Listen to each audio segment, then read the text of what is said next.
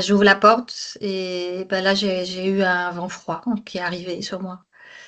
Et j'ai fait quelques pas et je l'ai appelé. Et là, j'ai couru. J'ai couru. Et dans sa chambre, il avait une chambre avec un lit mezzanine. C'est là que je l'ai découvert. Il s'était pendu. Et là, c'est... Ce que vous venez de voir, c'est une réalité. Une réalité que beaucoup préfèrent ne pas regarder en face. En France, chaque mois, 2 enfants mettent fin à leur jour parce qu'ils sont harcelés. Derrière ces chiffres, il y a des vies, des familles, des parents. Aujourd'hui, je vais vous partager le témoignage de Béatrice Leblay. Son fils, Nicolas, s'est suicidé à l'âge de 15 ans. Cette vidéo est difficile et elle n'a pas été faite pour choquer. Elle a été faite pour comprendre, pour montrer et pour ne plus détourner le regard. Chez Ubaca, on accompagne les familles. On intervient dans les écoles à titre préventif et dans le but de sensibiliser les enfants à ce fléau. Et on voit à quel point ces situations existent encore et encore. Si vous êtes parent, si vous êtes enseignant, si tu es un ou une jeune, regardez cette vidéo et surtout si vous souffrez, si vous pensez que la seule issue c'est de disparaître, ce n'est pas vrai. Il y a toujours une autre solution, toujours quelqu'un à qui parler. Le témoignage de Béatrice, c'est aussi ça. Montrer ce qu'il se passe après. Parce que derrière chaque drame, il reste une famille qui doit vivre avec. Et si cette vidéo peut éviter ne serait-ce qu'un seul passage à l'acte, alors elle aura un sens. Prenez le temps d'écouter.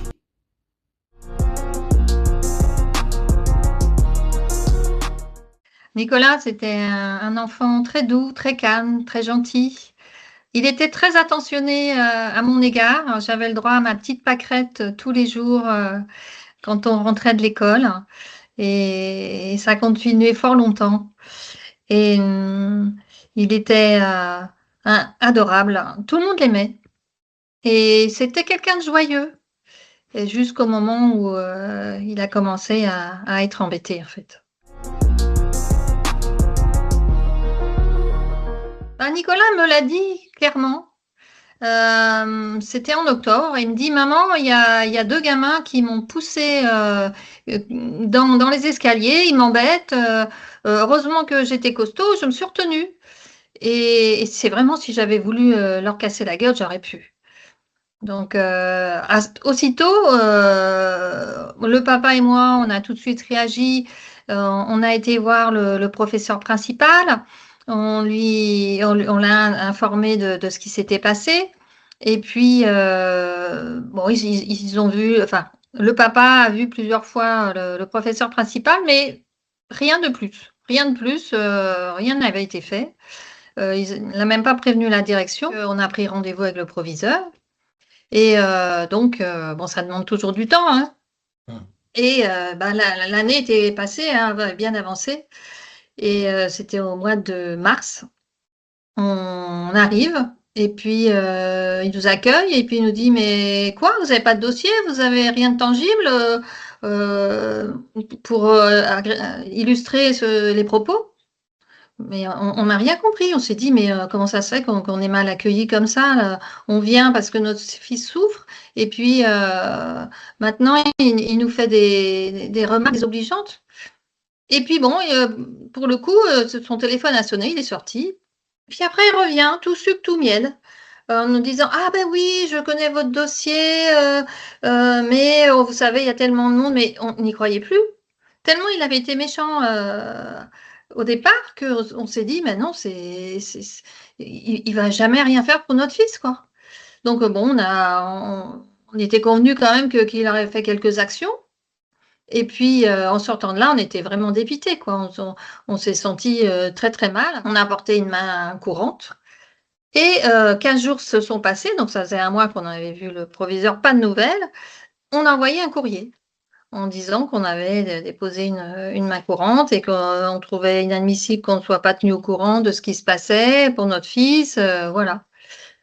Donc, sur cet entrefait, on a eu une réponse du proviseur, comme quoi on lui avait intimé l'ordre de sanctionner les gamins, alors que c'était pas du tout vrai.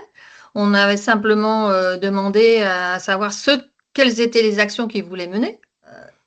Malheureusement, juste avant ces entretiens, on a reçu le fameux courrier de la honte du rectorat qui nous menaçait de 5 ans de prison et de 45 000 euros d'amende si on déposait une plainte donc, au tribunal. Donc, Nicolas, à partir de ce moment-là, il a vrillé. Il arrêtait pas de tourner en boucle. Il connaissait par cœur tout ce qui était les cas de suicide des 2 dernières années. Nicolas a terminé l'année, tant bien que mal, motivé par un choix personnel. Il a quitté le collège pour entrer en CAP d'électricien. C'était son choix, son envie. Et c'était aussi l'espoir de repartir à zéro. Un nouveau cadre, de nouvelles personnes, une nouvelle chance. On pourrait se dire que l'histoire s'arrête là, que le changement suffit. Mais malheureusement, ce n'est pas ce qui s'est passé. Parce que le harcèlement ne disparaît pas toujours avec un changement d'école. Écoutez la suite. Et puis à 13h, il m'appelle. Donc, maman, je suis rentrée, j'ai reçu les papiers, tout s'est bien passé. Je lui ai dit, bon, comment ça s'est passé avec les profs? Oh, les profs, ils se sont présentés. Donc, écoute, on verra, ça devrait aller. Et puis, à un moment, je lui ai dit, mais comment ça s'est passé pour les élèves? Il me dit, tu sais, maman, ce sont les mêmes. Je lui ai dit, quoi? Tu peux me répéter? Oui, maman, ce sont les mêmes. Et puis, il n'arrivait pas à développer. Je lui ai dit, écoute, j'ai tout de suite compris ce qu'il voulait dire. En fait, ce qu'il voulait dire, c'est qu'il allait revivre, ce qu'il avait peur, c'était qu'il allait revivre la même chose que l'année précédente. Je lui ai dit, Nicolas, ce soir, on va en discuter. T'inquiète pas, il n'y a pas de raison, tout va bien se passer, voilà. Et puis, on a continué à parler. Et puis, je lui ai dit, écoute, il faut que je parte maintenant. Je suis au travail, je peux pas rester plus longtemps, quoi. Et puis, le soir, donc, je lui dis, écoute, ce que je vais faire, je vais arriver plus tôt.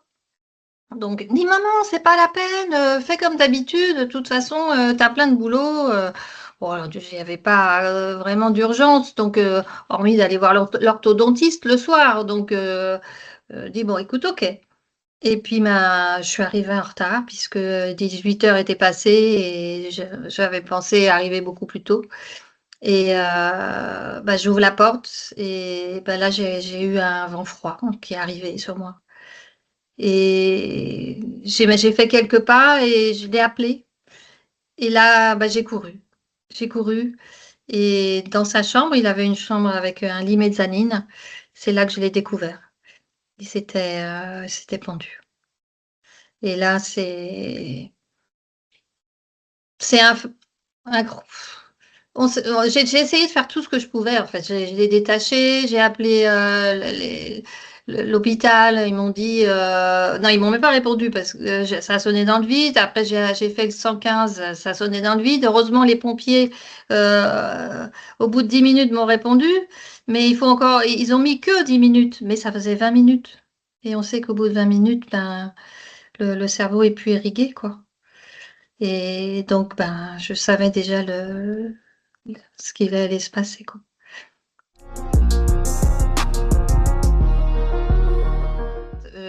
J'ai voulu passer de l'autre côté, j'avoue.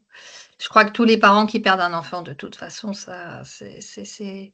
Et ce jour-là, j'étais dans la salle de bain, j'avais tout récupéré, les médicaments qui traînaient. Et j'allais ouvrir, décapsuler un médicament et la lumière s'est mise à grésiller au-dessus de moi. Et là, j'ai dit, je crois que c'est Nicolas qui me dit, t'arrêtes tes bêtises et tu continues et puis t'avances. Et c'est de ce jour-là que j'ai décidé de faire cette marche blanche. Donc, cette marche blanche qui m'a été un peu un tremplin pour repartir. Entre mai et puis septembre, j'avais l'esprit occupé à cette marche blanche, à organiser cette marche blanche. Voilà. Qui a regroupé combien de personnes? Et là, on était 250. Ah oui, Voilà. c'est bien. C'est bien, c'est Et un bel l'année hommage. suivante, donc c'était l'année dernière, j'ai fait on va dire un concert avec une amie qui, elle, a perdu son fils par suicide. Et on a organisé un concert, on était 500. Donc c'était à Poissy. Et on a eu quand même, bon, bien sûr, Gabriel Attal, mais on a eu aussi Valérie Pécresse, Carl Olive, qui est député des Yvelines, deux autres députés des Yvelines et la maire de Poissy. Et donc chacun a fait son petit discours. Après, il y a eu le concert. Et donc ça s'est très bien passé. On avait des jeunes, on avait des personnes âgées. Enfin, et c'est vrai que moi, j'ai été ravie de pouvoir faire ce concert. En plus, le hasard a voulu, puisqu'on a essayé d'autres dates, que ça se tombe la date anniversaire de Nicolas, de son suicide. Donc en 23, il se suicide. En 24, marche blanche. En 25, c'était le concert en son hommage. Voilà, en son honneur. Moi j'ai l'habitude de dire qu'il n'y a jamais de hasard, il n'y a que des rendez-vous. Hein, donc, voilà. Donc, je me dis que c'est qu'il fallait que je fasse ça et que j'alerte sur la santé mentale des jeunes, parce que je pense qu'il y a le harcèlement, mais il y a aussi la santé mentale des jeunes. Ouais. Et le 30-18, ça, c'est le plus important. C'est que si les enfants sont dans la détresse, tout de suite appeler le 30-18. Eux, ils ont plein de personnes formées pour les aider et les orienter pour qu'ils aillent... pour qu'ils agissent aussi et qu'ils soient protégés. À la suite de ce drame, Béatrice Leblay a décidé d'agir et elle a co-créé l'association Faire face au harcèlement. Aujourd'hui portée avec des acteurs engagés partout en France pour prévenir, sensibiliser et ne plus laisser ces situations dans le silence. Parce qu'on pense souvent qu'on peut gérer seul, mais non. Parler, ce n'est pas une faiblesse, c'est du courage. Et soyez forts. Parlez, parlez, parlez. Nous serons toujours disponibles pour vous aider.